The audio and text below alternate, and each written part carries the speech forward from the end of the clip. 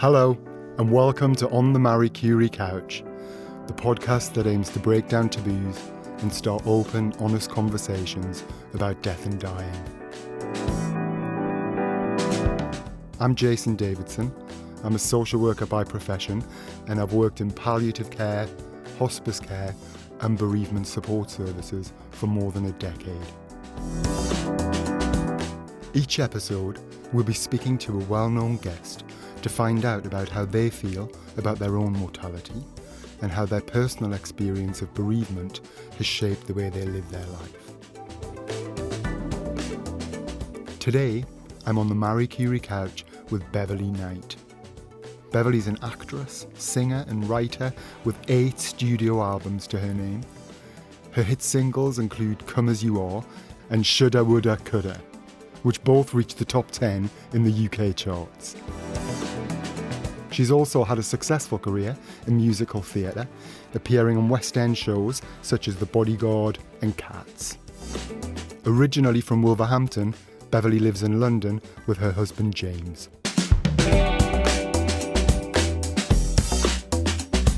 Beverley Knight, welcome to the Marie Curie Couch. Oh, thank you. It's a pleasure to be here.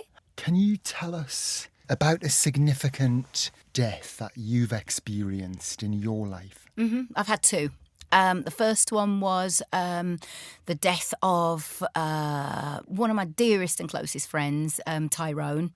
And that was 13th of February 2003. He died due to a advanced HIV status.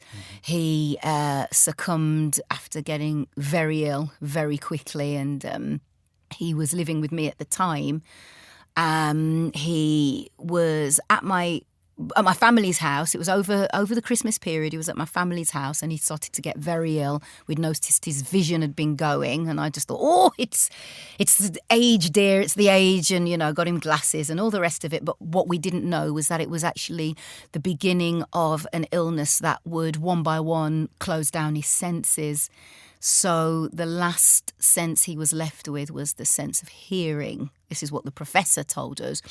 But everything went, the sight went, all the motor responses, kind of shut down. He couldn't swallow anymore. He was on a tube, and it was very, very difficult. I was in the hospital all the time. At the same time, my album was out, so I was busy promoting an album and also doing my best to look after Tyrone. I was his primary carer, so it was a very tough time. But he died on the early morning of the 13th of February, 2003. The reason I mentioned September is because my dad passed in 2010 on the 10th of September, and he got ill. He was walking strangely. We discovered he had a tumour in his spine and got to hospital, had it removed, but complications with his blood setting, blood thinning and all that kind of stuff, and then clotting. And he died very quickly. He went from being my dad 9 weeks later to no dad. He was gone. So that was a shock because it was completely unexpected. Yeah. Whereas Tyrone, we knew there'd be a time where we would have to face his death, head on. So I was a little bit more prepared. I wasn't prepared for Dad's death at all. Yeah. Tough. So two really significant losses there. Yes. Just going back to Tyrone. So I think that thing about planning and knowing or not knowing, of course, we never know when it's going to happen. That's our time, yeah. But I think when you were saying with Tyrone, because of the nature of his illness, then there was some element of advance warning. Yeah. And what kind of conversations was Tyrone having, were you having about death and dying, if any? Yeah, we talked about it a lot because we had to face certain realities. I mean, it's going to come to all of us, but in Tyrone's case, the possibility of it being much nearer was, obvious due to the nature of what was wrong with him. And so we actually talked about things like the funeral.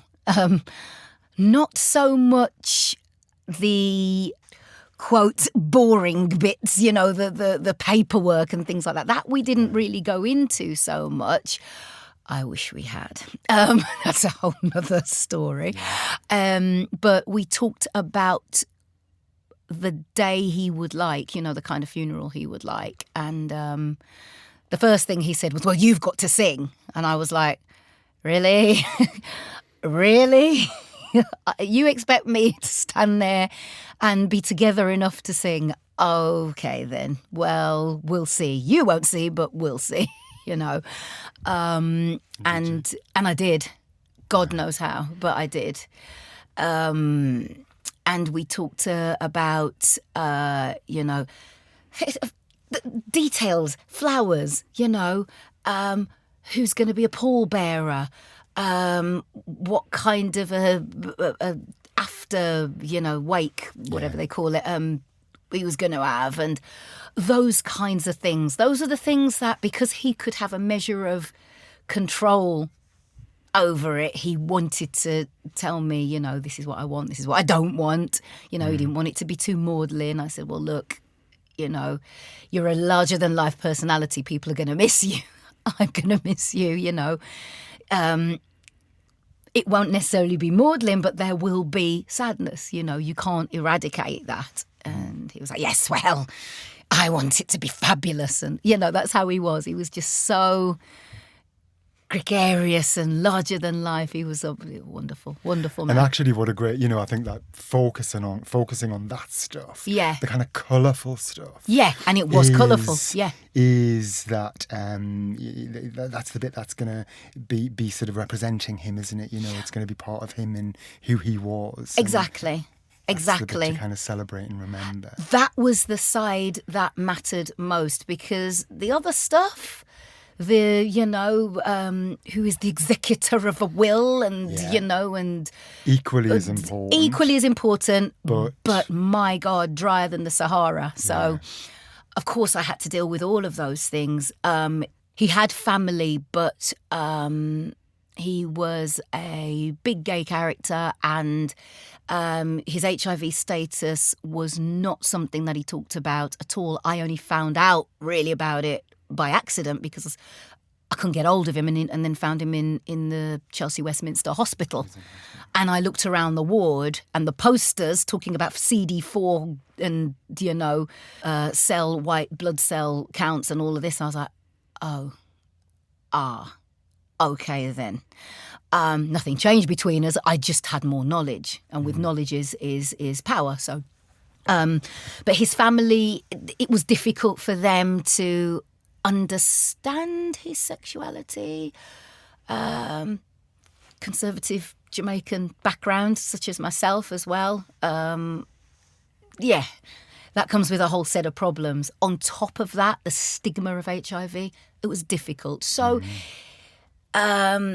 his family were around at the very end. That's when they kind of were back in his life, and that was great comfort to him. But getting back to what we were saying, I was the person who was the executor of the will, so I had his passport. I had the not so fun job of having to inform, council. Mr. Tyrone Jameson is no longer with us, and death certificates. Did anyone advise you about kind of what to do, or did you just figure it out? About having a will or contacting the council. Tyrone, when they talk about executor of will, it's a title, it's a phrase that is chucked around. But Tyrone was 31. He didn't have a will. He was even though he knew that his and HIV back then, different antiretroviral drugs. It wasn't like we have it now. Thank God, things are so much better. But back then it was tough for him, even though he knew the day of his mortality was coming. It just, he just hadn't hadn't planned that side.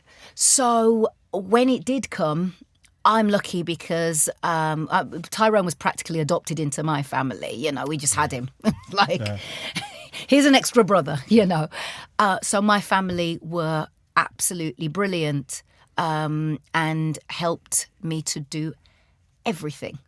You know, get all his affairs sorted out and get everything in order. I was not in a good place. I was a absolute mess. But my family were just rock solid, and you know, everybody pulled together and really helped. Well, we helped each other through it because we all were feeling the loss keenly. But in terms of the practicalities, the family really helped me through because I had no clue, not a clue. I knew you needed a death certificate, but I didn't know any of the steps, any of it. I was entirely clueless. So, and I have to say, the Chelsea and Westminster Hospital were great as well because, you know, just in the initial. Is that where Tyrone died? He died in the hospital. Yeah. They were great. You know, I was literally coming in dressed for interviews and that, and you know, looking after him, and then popping off again, and then it was when they phoned me to say, look, come in, but I think you're going to need to stay because we're talking about hours, you know, not days, hours. So I dutifully moved in and literally moved in. And so I was there when he took his last breath, and then they talked me through everything, which was great. I was very, very grateful to them. And then, of course, my family took over at that point. What was it like at the end? I remember putting my head down to get a little bit of sleep, and just before I'd done that, I was sat with Tyrone. He couldn't see me or anything. It was just his chest going up and down. It was quite laboured breathing. And I was talking to him, and I was telling him that I loved him very much, and that I promised to pick up, and the words I use, and I've been using them ever since all these years later, was I would pick up the baton that he has now handed to me to carry on, you know, HIV awareness, and which is why I'm an ambassador for Terence Higgins Trust.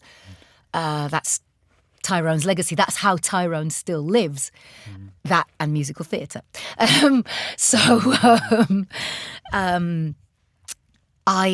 was with him. I watched his chest up and down, and he just looked completely peaceful. Of course, you know, he was wired up and tubes and things, and you know, a feeding tube and that. But outside of that, in his face, he looked just completely like Tyrone. He was emaciated. Again, the nature of the illness, but. Through that, there was still the personality that I knew to be Tyrone. He was still there. And then it was about 5-something in the morning. You know, I was woken up by a nurse who said, you know, it's time for you to go and see him now. And he just took a couple of laboured breaths and then stopped. And he just looked like he was asleep, completely asleep. And I thought, well, at least it doesn't hurt anymore. Yeah. It doesn't hurt anymore. And for that, I'm grateful. The nurses were telling me that when I was talking to him, that he definitely would have heard me. You know, the professor assured me that the last thing that would have hung on, the last sense that would have hung on, was hearing. So I was grateful for that, so I could sit and talk to him. Sang a little bit, not much, because I wasn't. There wasn't much voice from my part coming out at that point, but I did try and sing to him a bit. And when I saw him, I saw him. He looked like he was sleeping. Went out the room, had a bit of a cry. Sorted myself out, went back into the room, and all the tubes had gone, everything had gone, and there was a couple of soft toys there, and I was like, that's more like it. That's more like it, you know. Nice. I got to see him just looking like him. And it wasn't that awful thing of all the colours drained away or anything. He just looked like he'd fallen asleep. And that was a real comfort to me. Definitely was, yeah. What else was a comfort to you? What else helped you at that time? Well, shortly after, there was a lot of people started to arrive at the hospital just to say, you know, goodbyes and things. And even though he'd already gone, you know, my best friend who had lived in Newcastle at the time travelled down and was there the whole time. Thank God for him. Thank God for Monroe, because I would have, yeah, I think I'd have screamed the whole place down, but he was there. And then my mum came down. And that, when I saw Mum, I felt like I could just breathe out, you know. And so Mum's very religious, so Mum did her thing of saying prayers and all of that. And I sat across the road from the hospital and just sat and chatted to Mum about Tyrone and just about how much we loved him. And then a thought occurred to me. It was my niece's 5th birthday that day. So the day that Tyrone left us was also my niece's birthday. So I had that to focus on, and he doted. I mean, doted on Sophie. Absolutely doted on her. Doted on both my oldest niece, Abigail, and the little baby who was Charlotte. You know, he just loved them. But because Sophie was at an age where she was still dead cutesy and young, and so he could interact with her, that innocence, and she understood, you know. So he just completely doted on her. So I thought, well, in years to come, that will bring me so much joy, you know, every year that, you know, she has her birthday, I'll think of Tyrone thinking, oh, you're getting older, you know. That's really connection. That connection was a gorgeous connection for me. But yeah, gosh, the nurses, the warmth of the nurses, they were so sensitive and kind, and just, I mean, they have seen, you know, rejuvenation in patients. They've also seen patients who they've had to say goodbye to themselves. So every aspect of the human existence, nurses are there right at the forefront. They know, they've been there, they've seen it. And they were there right at the precipice when he transformed from, you know, the life into death. And they were so sensitive to how I would be feeling, what I was going through. It didn't feel as though it was all very officious and, oh, well, you know, he's gone. Right, we need to tidy the bed up. We need to get the next person in. There was none of that. It was so... There was humanity. There was humanity and there was kindness. And you need that. You really need that. Not officiousness. Oh, God. Yeah. And compassion. Compassion. Lots of compassion. Because I was fine until I wasn't. You know what I mean? Yeah. So, yeah. Can you tell us about your dad's death? Yes. Yeah. Very different set of circumstances. The last time I saw my dad alive was a Wednesday. He was in New Cross Hospital in Wolverhampton. He had been transferred from the Queen Elizabeth Hospital in Birmingham. He had been rushed there, you know, they did the surgery there to remove the cancerous tumour in my dad's spine, which was causing him to walk funny. My dad was a builder. My dad carried his tools on his back in a rucksack. He was blinking Hercules to me. So strong, you know. And he had builder's hands, like rough, big. wasn't a tall man. He was little, but big hands, big tough hands, very daddy, very conservative, man of few words until he lectured you and then... All right, Dad, yeah, wind it up now. Very, very old school Jamaican, had his little pork pie hat and, always wore a suit. And that was my dad, unless he was working. So to see my dad very vulnerable in a hospital bed and in obvious pain was hard. That was hard. He had only been in hospital once before, and that was when he was born. My dad had never, ever been in a hospital. Married to a woman who had worked in the NHS her entire life. My mum was an ophthalmic nurse, worked with eyes, and never been in a hospital. His daughter, my sister, older sister, same thing, works at the NHS. But Dad had never...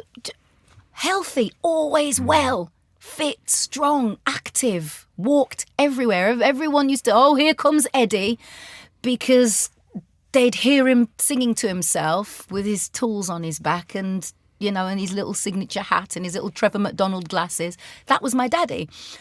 So, seeing him in hospital was really, really tough.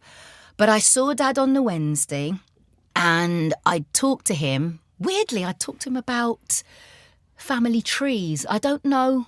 Maybe I had some kind of thing in the back of my head somewhere that I needed to have that conversation with him because I wouldn't get a chance to do it again. But the previous visit, I talked to him about our family tree. And he'd gone off on one. I mean, he was telling me all kinds of things. I found out I had 2 uncles that fought in the Great War.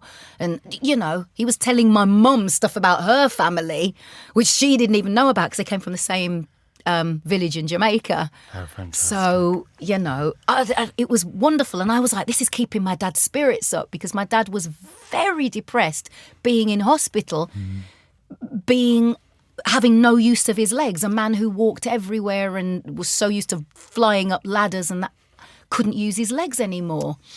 It was like all the fight had gone out of him. So we were trying to think of things to pep him up, So I went to see Dad on the Wednesday and I was chatting away and I was talking about all kinds of stuff and usually politics. My dad was big into his politics and, and what's going on in the news and all that kind of stuff. And I said, right, Dad, I've got a gig at the weekend up this end, so I'll be able to come and see you on the Friday. So I'll see you Friday evening. So Friday came and I was actually having a meeting. My phone kept ringing and I was like, I'm having a meeting. I'll ignore that. And I got out the meeting and saw that it was loads of missed calls from my family. And before I had a chance to dial again, my brother phoned me and said, Bevy's gone. And my first words were, oh, okay. Well, I'm on my way home from a meeting, so I'll come up. I just went into complete shock, disbelief, automatic mode. I went home. I went through the motions of packing a bag. I went, home is London, but home is Wolverhampton. Yeah. So I can't even remember if I drove. I think I went on the train and got home and just was in absolute shock. Saw Mum. Mum was in, okay, there's things we need to do kind of mode.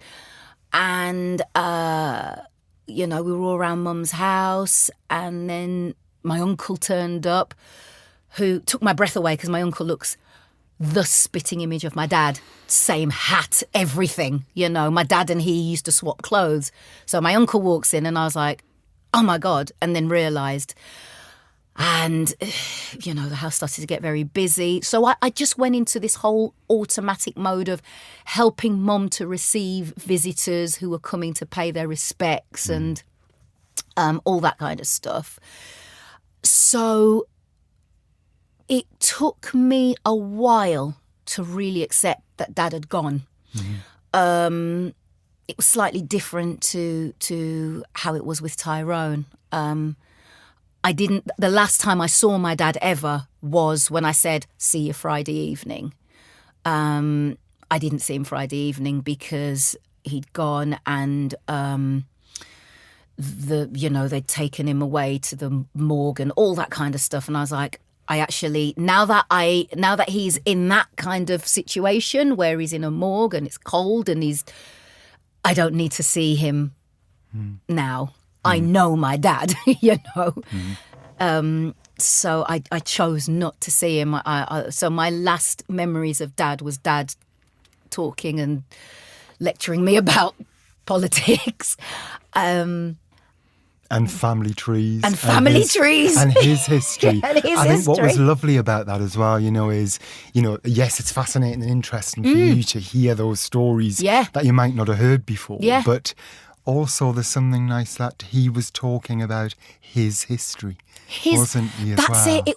It's the lineage. And, he went back as far as he could.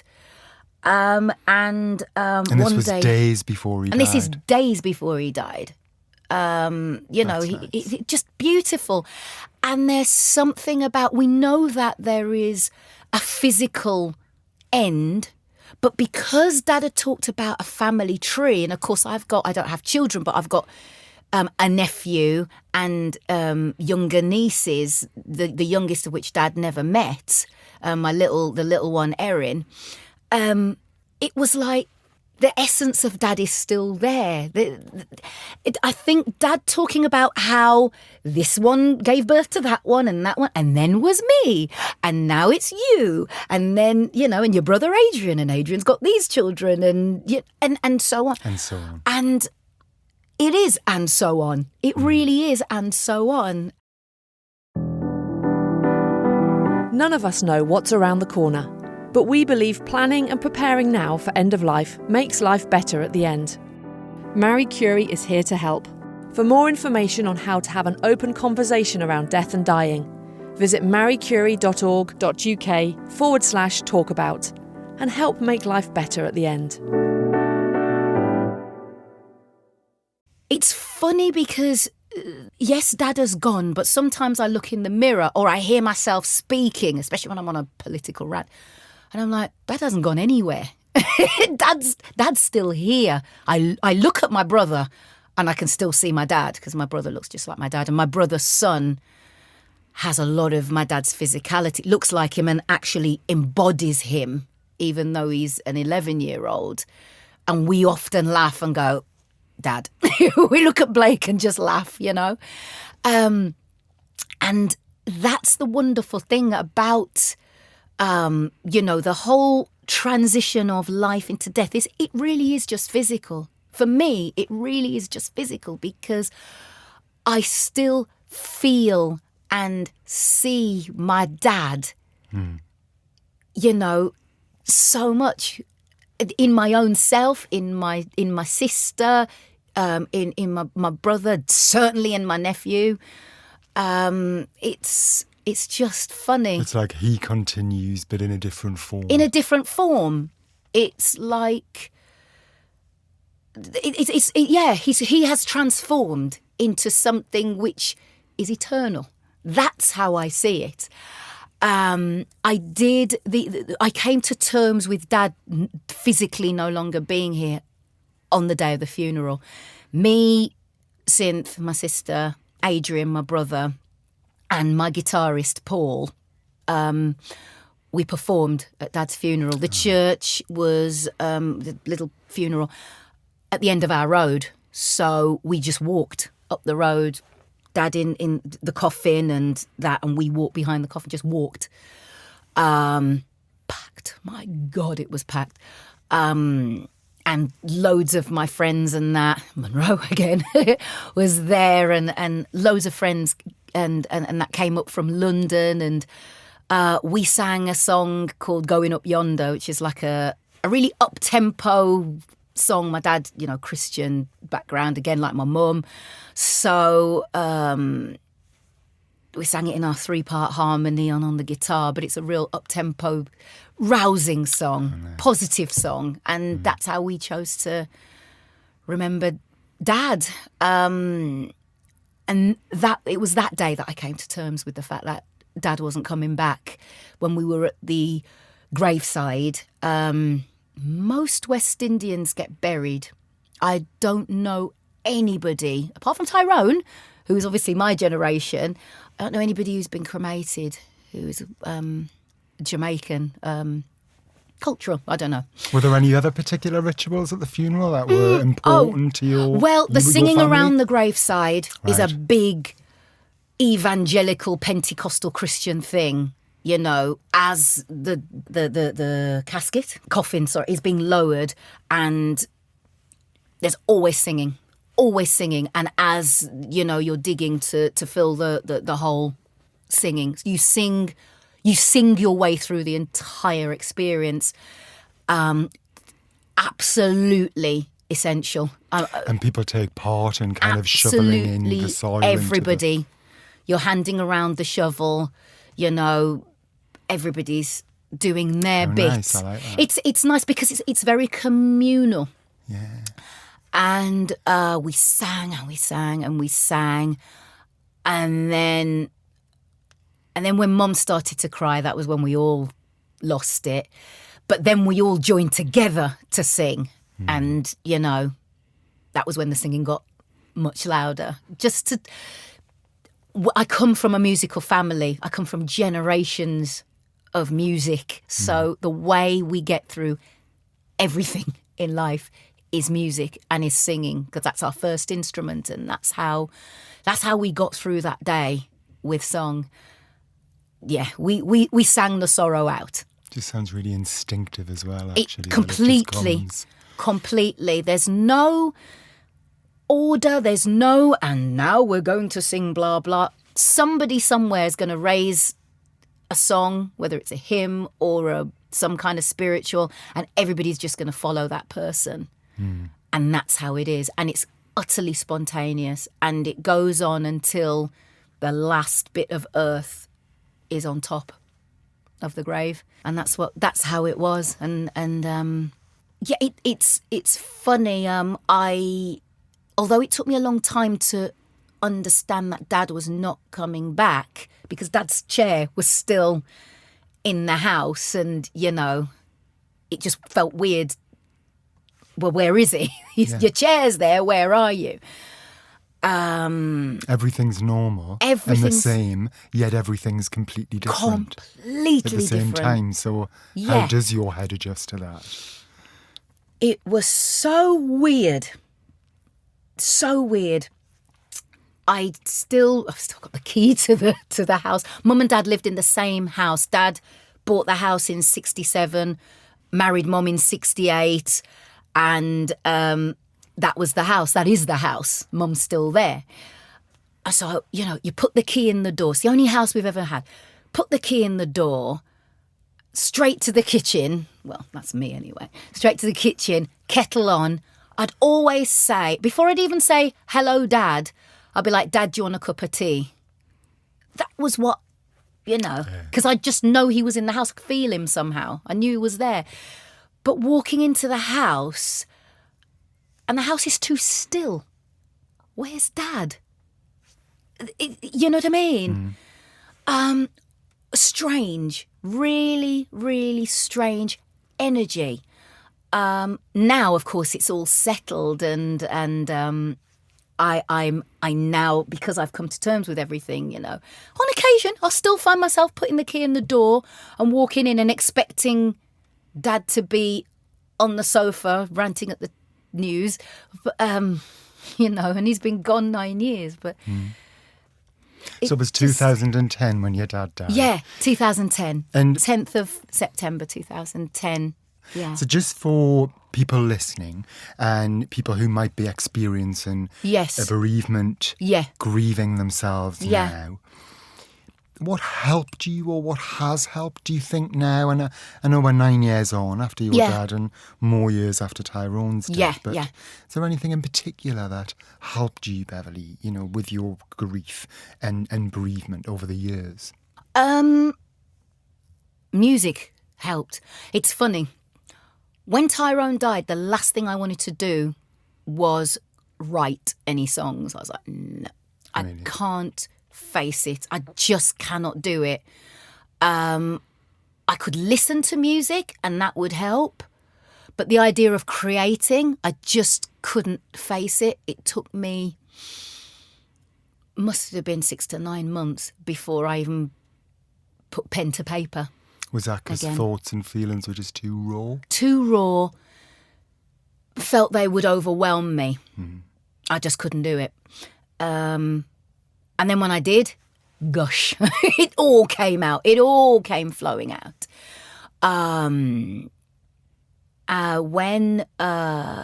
When Dad died, I found myself drawing on music much quicker. The first song that I wrote after Dad died was a song called No One Ever Loves in Vain, which I co-wrote with Guy Chambers. And I was all right with that, That was okay. That helped me get through. Right. That helped me get through. So listening to music, singing, writing. Yeah. Something quite cathartic about that process, it sounds like, as well for you.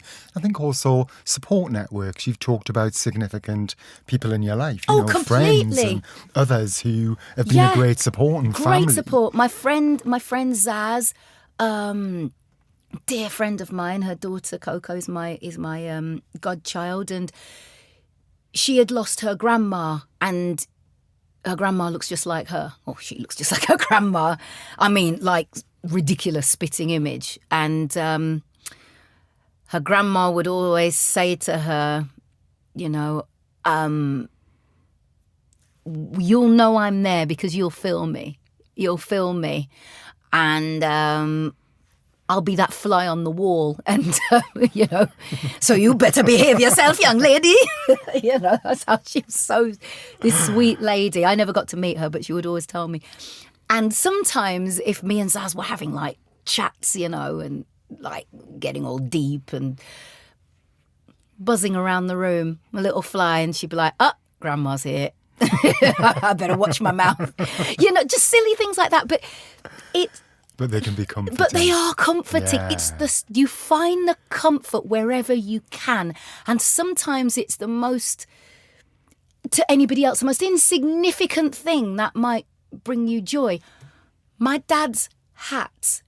Everybody knew my dad because of his singing, and when they describe him, they'd always talk about his hat, or hats, because he had a few. So in my wardrobe are a couple of my dad's hats. Oh, nice.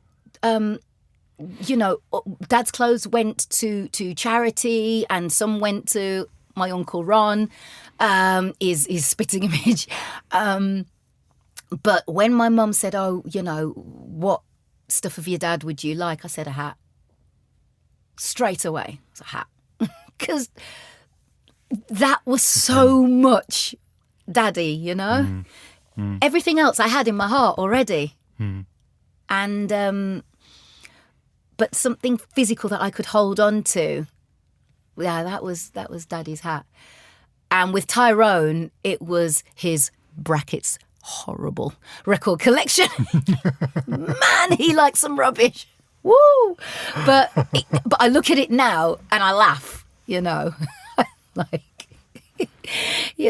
just, I think of Tyrone and I can laugh a lot. He'd be particularly chuffed that I'm in this whole wonderful world of musical theatre, because he loved theatre, and he himself had a little brief stint in Starlight Express. Brilliant. So he would be doing total somersaults now, knowing that I'm, on stage and everything. And I mean, he'd just love that. So it's the small things from which you draw your comfort. And it's, no matter how tiny it may seem, if it makes you smile and if it makes you feel better, you have to grieve and work through the process in your own way. There is no set rule. There is no, well, by now you should be getting over it. None of that. It's just, it's at your pace and when you're ready and how you want to work through it. Because we are all completely different human beings. The biggest draw for me was music. That lifts me out of everything. That helped me to express what was in my heart. I still can write about Tyrone and about Dad as though it was a very recent bereavement, but because, you know, obviously the loss was so deep, but the music really helped me to just push through. You know, especially because you're in the public eye and you know you have to, at some point, come out of a hiding hole and face the public again and, you know. And the public have their own issues. So you then have to assume the role of being the person who helps others through their grief. But the funny thing about that is that in turn helps you. So just from from someone who's under the spotlight, that was actually a comfort, even though I was terrified to do that initially, especially after Tyrone's death. So helping others has helped you in return. Absolutely. The amount of people who will say to me, oh, you know, I wrote a song called Remember Me, specifically about Tyrone, just me and the piano. I just sat and wrote this song at the piano, and the amount of people who say, oh, yeah, that really helped me through, and then that helps me through as well. That helps me to remember good things and funny things, you know. Can I ask about, in my work, Yeah. and people I talk to who are either caring for a loved one who's dying or you know, grieving, they talk about being faced with their own mortality. Yes. And I just want to kind of move on a little bit and ask you, do you think about your own death? Yeah, I do. When Tyrone died, I hadn't hit 30 yet. So I was 29 and it was like, bam, you know? And I realised that I was not Superwoman and that one day death would come to my door. And initially, it made me quite scared and worried. I found myself thinking about it, you know, just as I'm sleeping. What if I don't wake up? Well, if you don't wake up, by definition, you're not going to know because you're no longer here, you know. And I twist and turn myself into not thinking that way. And then fast forward to when Dad died, I was, again, you know, you're confronted. I mean, this was my dad, you know. I was confronted with the reality that one day it's going to be me. It absolutely will be me. And that bit older, having been through what I'd been through with Tyrone, I felt a lot more at ease with the idea of my own mortality, that life is finite, you know, that it's not going to go on and on and on forever. And that was a shift in my thinking about 10 years ago. So then I started to, 9 years ago, I started to think about legacy building and leaving things behind so that people would, you know, remember me fondly, but have, you know, making a mark, making some kind of impression in the world, and working towards that, knowing that the finish line will come, you know, I will run the course and finish the course one day. I just don't know when. But that has helped me to feel a lot more at ease with my own mortality now. How about practical things like we were talking about before? So what, writing wills and planning funerals or getting stuff down on paper or telling people? Truthfully, I have to be truthful, confession time. I still haven't written a will, and I must do it. But James and I, my husband, And we loads have of people haven't written. no, and So many. so many. And you know, looking at the year 2016, for example, the year that we lost Bowie and my number one, which was Prince, and so many people in that year, Leonard Cohen and, you know, Lemmy and George Michael. And, you know, the fact that Prince didn't leave a will, what a complication. Yeah. You know, what a mess, you know, just like, oh my God. So that has got me thinking, okay, you don't want to leave a complete mess behind. That's somebody else, you know. Who's trying to grieve. Like, you know, if I go before James goes, then he's left with all of this to... No. So we've spoken about when that day comes, and I've said, right, there's got to be loads of music and it's got to be colourful, and it's got to reflect my life. My life is lived mostly through smiles, so smiles and music. So that is how I want the day to be, as much as is possible. And you know, I'd want to donate, you know, as much as I could to Terence Higgins Trust, and, you know, leave something for them, and to sell off my shoes. That'd be quite a lot of money. I'd like to make sure, if God forbid, if something happened to me like tomorrow, I want to make sure my little doggy's okay. You know, there's so many little things that I'm thinking about. Yeah. And important things as well to kind of get written down. You know, so this actually is a help because this is like the beginning of a record of what I'd like. And yeah. Yeah, having it down on a podcast. Yeah, this is what I'd like, everyone. Yeah. So you touched on your legacy just before we finish off. What will your legacy be? I very much hope that people will remember me as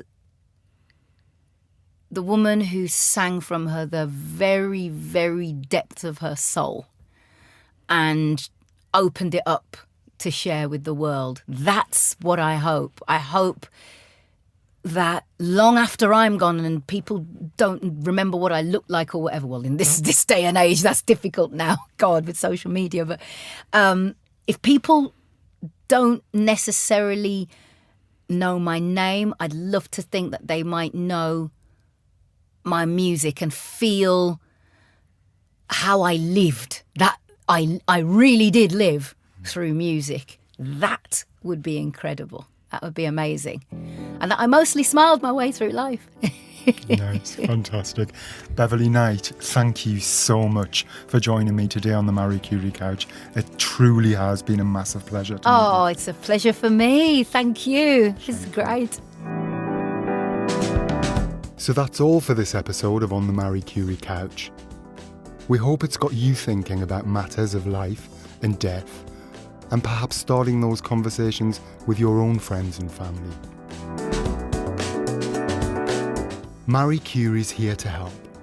From planning ahead to coping with bereavement, you can talk through any concerns you have around the end of life with our support line team, which includes specially trained nurses.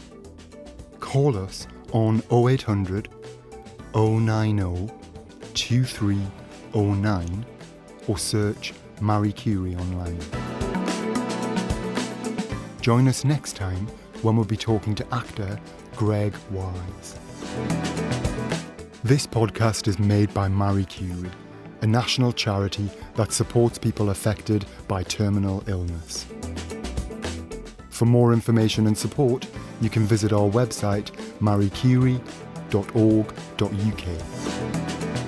The podcast is produced and edited by Marie Curie with support from Ultimate Sound and Vision. The music featured is Time Lapse by Pan-Oceanic. If you've enjoyed this podcast, please do like and subscribe. Thanks for listening, and until next time, goodbye.